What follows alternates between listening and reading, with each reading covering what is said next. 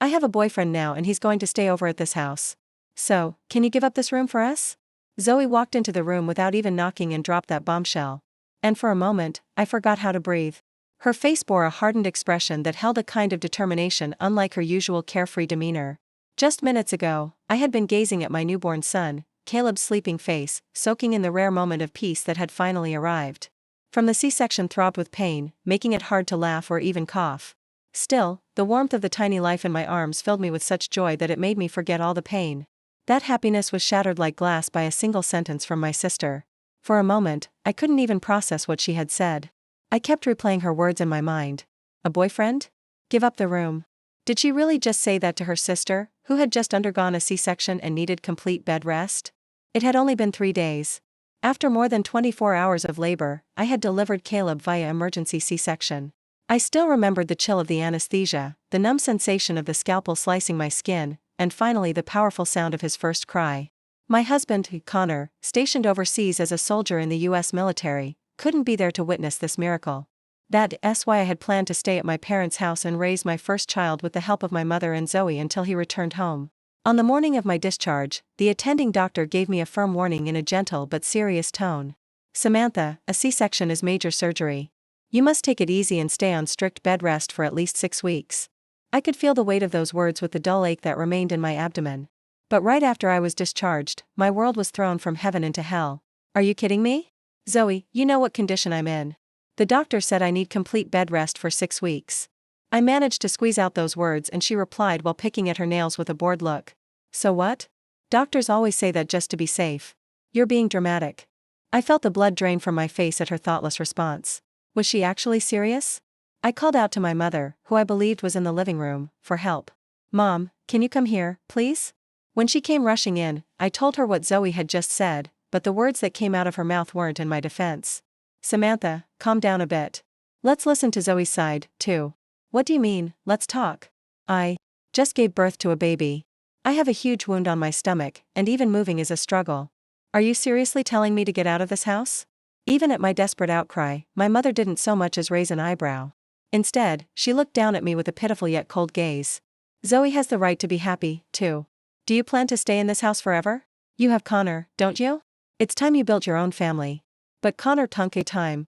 So, until our lives settle down, we all agree to live together in this house. Situations change. With that single phrase, my mother froze my heart completely. Listen to me, Samantha. Women have been giving birth just like you for thousands of years. Stop using that as an excuse to rely on your parents forever. It's pathetic. Her words seared into my chest like hot iron. I fought back tears with all my strength. Mom, what are you saying? I'm supposed to be on bed rest in this house. Enough already. My mother's shout rattled the air in the room. It had always been like this. No matter how right I was, if Zoe wanted something, my mother would always take her side.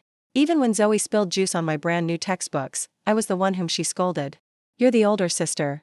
You should have kept them somewhere she couldn't reach. The expensive gaming console Zoe wanted was given to her right away. But when I asked for money to buy college reference books, she said, get a part-time job and pay for it yourself.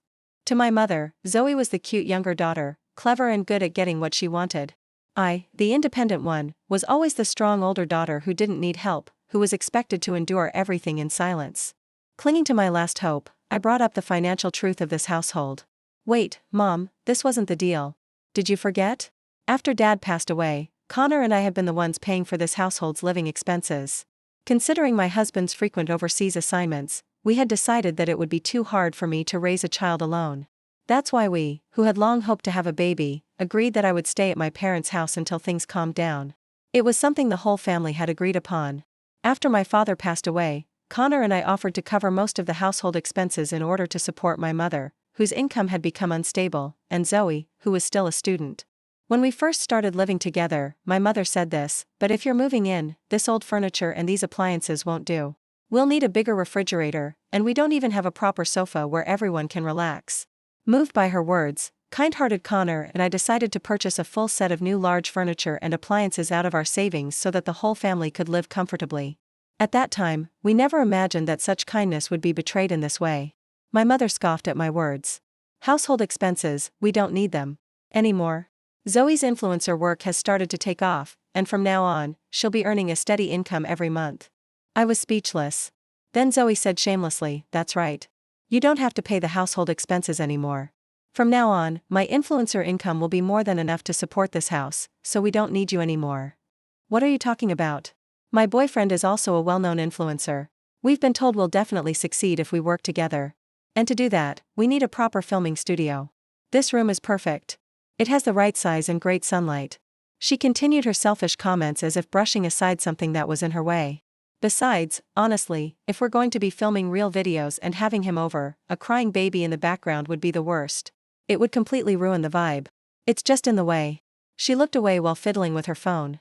"I know her social media account. It says she has tens of thousands of followers, but I also know that most of them are just fake numbers she bought from online services. She keeps posting pictures of fancy cafes and luxury cosmetics. But I know those things will never turn into real income for her." "That's a lie. Mom, you're being fooled. Zoe's influencer stuff is just a silly game. And this house is enough with the whining." Before I could finish, my mother cut me off and yanked open the closet in the room. Without hesitation, she began pulling out my clothes. "Mom, stop. What are you doing? What does it look like?" "I'm packing your things for you." Even if I wanted to resist, my body wouldn't respond. I didn't even have the strength to speak anymore. "Now go. You need to live on your own." All I had was the bag of my belongings and the small Caleb in my arms. That was everything I was allowed to take from the house. The front door closed behind me with a cold, merciless thud. Outside, the world was bathed in the orange glow of dusk, but through my tear-blurred vision, everything looked gray. It was the 5th day after my C-section. I held my newborn son in my arms with nowhere to go, abandoned by my family. I remembered the promise I made to my late father. On his deathbed, he gripped my hand and said, "Samantha, I'm counting on you to look after your mother and Zoe. Please protect this house." I just wanted to keep that promise because I loved this family and this house. Is this the result of that love? Caleb, in my arms, was thankfully still sleeping peacefully. I had to protect this tiny life. That one thought was the only thing barely holding me together. But where could I go? I didn't want to tell Connor, who was stationed overseas, about this miserable situation and make him worry unnecessarily. As time passed, the cold wind slowly drained the warmth from my body. The incision on my abdomen stung from the cold and tension. At this rate, both Caleb and I would truly be in danger. Then, an image of Sarah, my mother-in-law, came to my mind. Connor Punk's mother had always been kind and thoughtful. Maybe I could rely on her. With trembling fingers, I operated my phone and called her number. After a few rings, her calm voice came through. "Hello, Samantha. What's wrong? I only saw you for a little while when I visited the other day, but let's meet again soon when things settle down. Is your body doing okay?" The moment I heard her gentle voice, my tear ducts finally burst. Sobbing, I explained my situation between broken breaths. About the C-section, the doctor's instructions for rest, and how my own mother and sister had kicked me out of the house. I heard Sarah gasp on the other end of the line.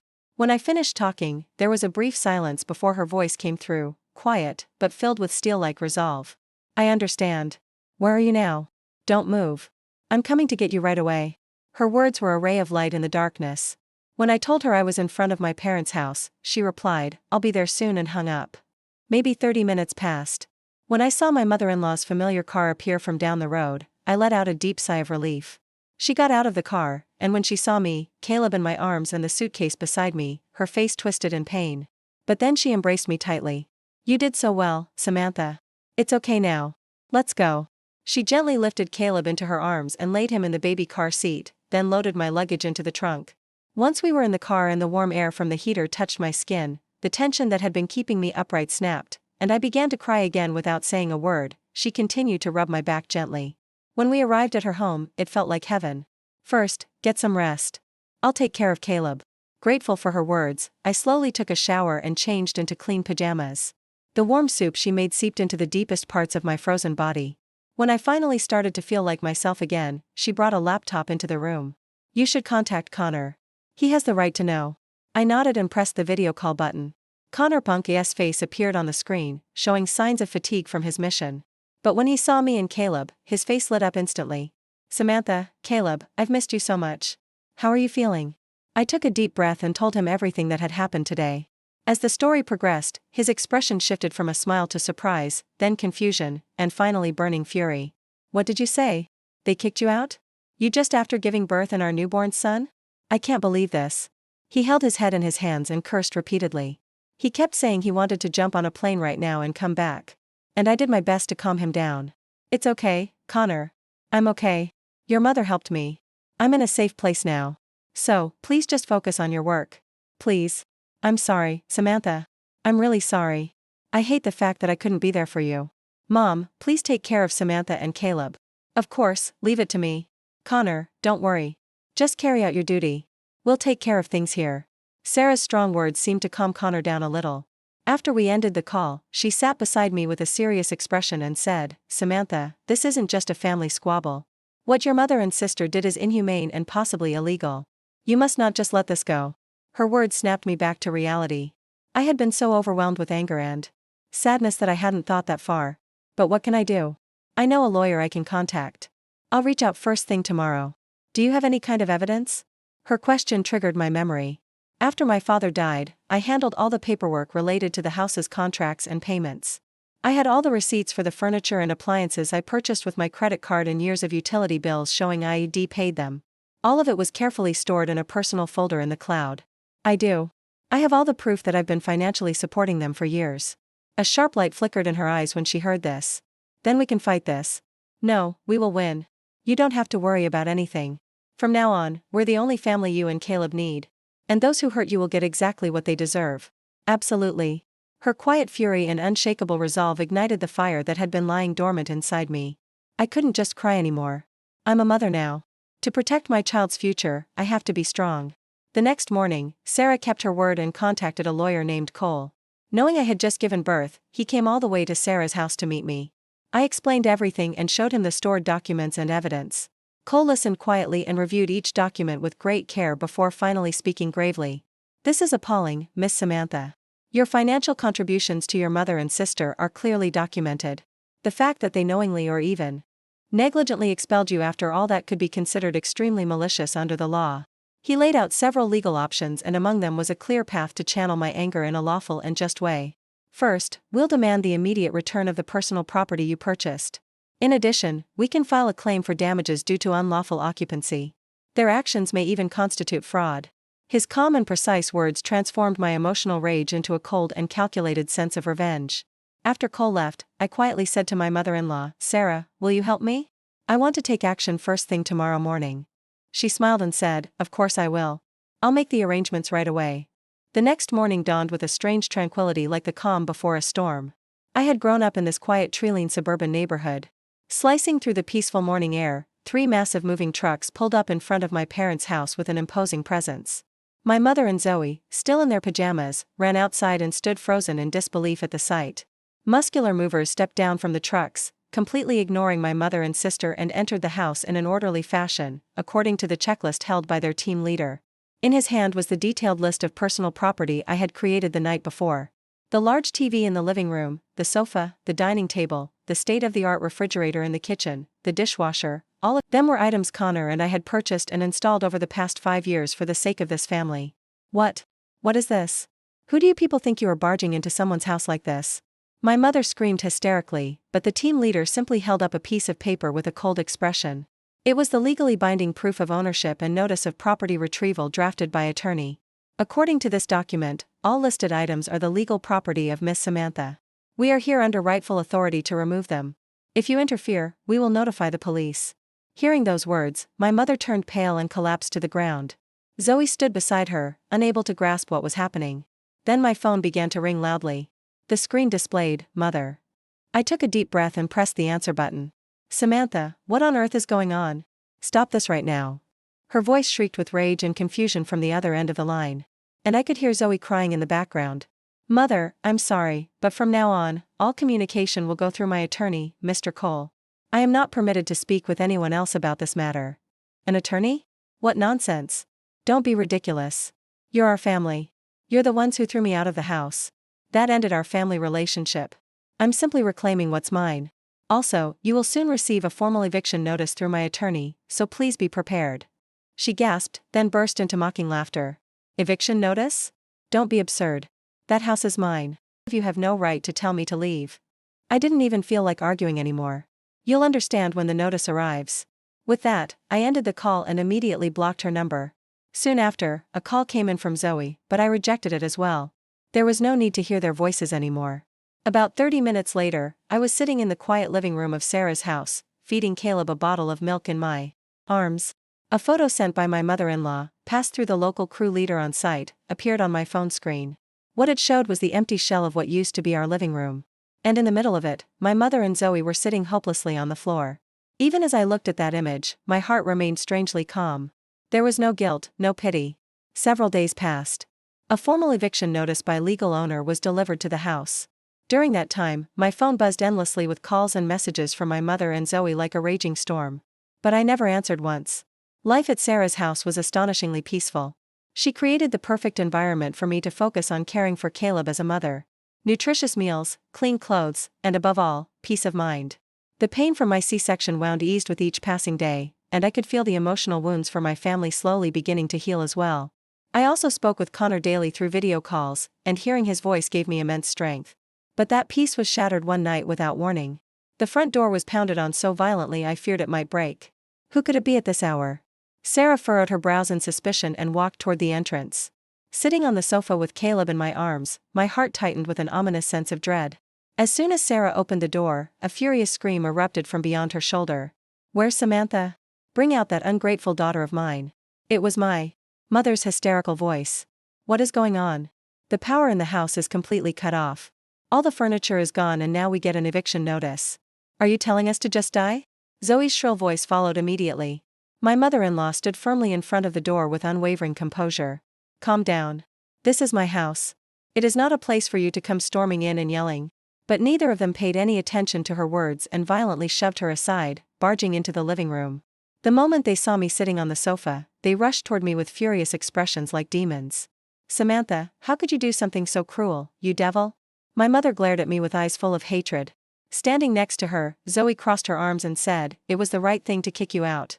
You only ever think about yourself. You're a cold-hearted person. Taking all the furniture and kicking us out of the house, that's no different from committing a crime." The moment I heard those words, something inside me snapped. "Stop it." My voice was quiet, but cold as ice, and for a second, they were both speechless. I gently moved Caleb to his bed and slowly stood up. "This little performance of yours. It's over." At that moment, my mother-in-law quietly placed a thick file on the living room table. It was all the evidence I had prepared to hand over to my lawyer. I opened the file, pulled out one document, and thrust it in front of my mother's eyes. "Look at this, Mom. These are my credit card statements from the past 5 years. This one's from when I bought the living room sofa and refrigerator. This one's for the television. Do you see how much financial support we gave you?" Then I slowly pulled out the single most important and weighty document from the file. It was an official deed bearing the seal of the notary public. "Moreover, you've made a fundamental mistake. You never had the right to kick me out of that house in the first place." I gently slid the deed across the table in front of my mother. "Before Dad passed away, he legally transferred full ownership of the house to me. He understood everything, your unstable income and how inexperienced Zoe still was. That's why he entrusted me, his eldest daughter, with this house to make sure it would be protected." My words left my mother and Zoe frozen as if struck by lightning. "Look closely at the deed, whose name is written as the owner." With trembling fingers, my mother pulled the deed toward herself and stared in disbelief. At the name Samantha Reed printed on it. "You were never the owners. You were simply living in my house. And yet, you threw the rightful owner, me, onto the street with my newborn son. I've never heard of such disgraceful ingratitude in my life. No, that can't be." My mother collapsed weakly to the floor, and then I delivered the final blow. "You are no longer my family." My words made my mother bury her face in her hands and break down in tears while Zoe glared at me with hateful eyes. At that moment, my mother-in-law, who had been quietly watching everything unfold, finally stepped in. She firmly but calmly grabbed both of them by the arms with the strength that left no room for argument. "This conversation is over. This is my home. It is where my precious grandson deserves to sleep in peace. Please leave now." With steady force, my mother-in-law pushed the two of them toward the front door, despite their resistance. "You are never to set foot in this house again." With those words, my mother-in-law pushed the two of them completely out the front door and shut it firmly behind them. When she returned to the living room, she silently wrapped her arms around my trembling shoulders. "You spoke well, Samantha. You've become strong." I simply nodded quietly in her warm embrace. What followed needs little explanation. Through Attorney Cole, all legal proceedings steadily progressed. Compensation for the illegal eviction, verification of rightful ownership of the house my father left behind. The court ruled entirely in our favor, issuing a large financial judgment against my mother and sister. Of course, there was no way they could pay for it. Evicted from the house and having lost everything, their lives quickly spiraled into hardship. They are now living together in a cheap apartment. My mother working part-time and Zoe juggling multiple side jobs just to get by. Zoe's influencer account, once her pride, reportedly went up in flames after rumors of the incident spread and was ultimately shut down. Her boyfriend left her the moment their financial situation worsened, vanishing without a trace. Several months later, a letter arrived via attorney Cole. The sender was my mother, Brooke. The trembling handwriting was filled with words of regret and apology. Dear Samantha, I know it's far too late and that no amount of words can earn your forgiveness. I was a failure as a mother. No, I was foolish and arrogant as a human being. I blindly believed Zoe's lies and refused to see the truth. That was my weakness. If there is ever even the smallest chance for me to make amends, I would do anything. Please allow me to pray from afar that my grandson Caleb grows up healthy and happy. From your mother. As I finished reading the letter, a single tear ran down my cheek. It was not a tear of anger or sorrow. It was one of relief because the long battle had finally truly ended. I slipped the letter back into the envelope and tucked it away in the back of the desk drawer. As the seasons changed, Caleb rolled over for the first time. And finally, Connor returned home to the US, his overseas mission complete. The moment I saw him in his camouflage uniform at the airport arrivals gate, I ran into his arms, holding Caleb tightly in mine. Welcome home, Connor. I'm home, Samantha. And hello for the first time, Caleb. Connor cradled his son for the first time, eyes glistening with emotion. Seeing that moment, my heart overflowed with a warm sense of happiness. At last, our family had truly become one. Our new life began peacefully. Connor, a devoted husband and father, showered Caleb and me with love, while my mother-in-law often visited to help with child care and doted on her grandson. This is the kind of family I had always wanted. The family I once had was gone from my life, but I have lost nothing. In fact, through that harsh experience,